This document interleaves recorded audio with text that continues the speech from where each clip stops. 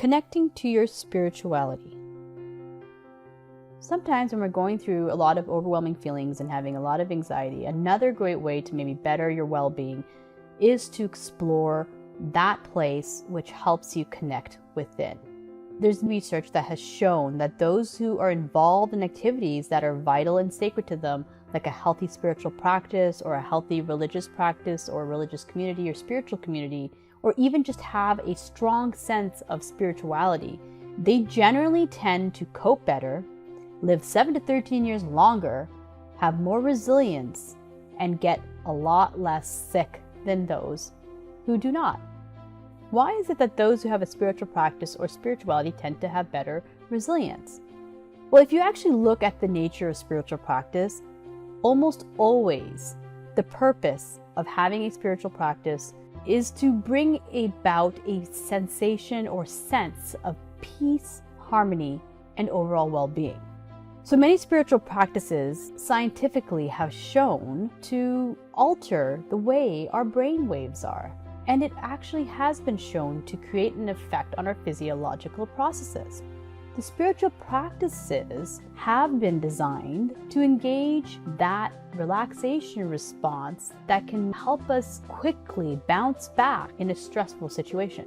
It influences the way we feel, not only about ourselves, but also how we understand ourselves. So those who have a spiritual practice do not define themselves by their problems.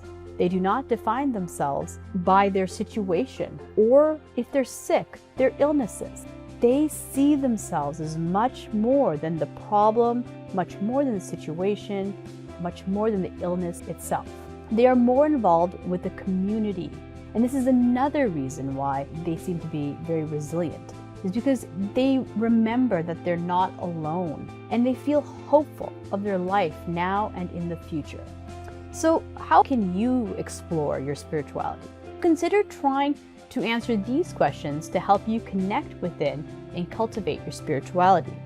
I would recommend maybe getting a journal or somewhere you can jot this down so you're more intentional about what you're writing down. And the reason why I say that is because when you bring more intention and attention to what you're doing, you will bring about more clarity for yourself and reinforce your values and beliefs. And having that clarity can really create energy for you. The first one I'd recommend is think about, who am I? Now, that's a big question, I know.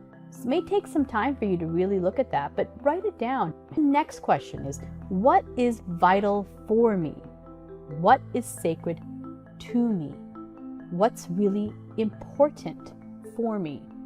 And then I want you to go back to when you heard your 3-year-old ask that question, why? Because the first part of this question is, what is vital for me, and what is sacred for me, and what is important to me, is helping you understand your spiritual meaning. And the why part is helping you to understand the purpose of that meaning. Then think about what brings you hope and faith. And then ask yourself, why does that bring you hope? Why does that bring you faith? And lastly, ask yourself, how can I use my hope and faith to help me now in this current situation? So spirituality and purpose and meaning all are connected, because spirituality is your meaning and purpose. Now, sometimes we look at it in a large picture, and sometimes you can look at it like we did in the last video, saying, what is your meaning and purpose for today? When you do that, you will begin to connect within to that deeper place of all knowing and being able to harness that in your everyday life in a more intentional way. Having that clarity will move you forward day to day in a much more peaceful manner.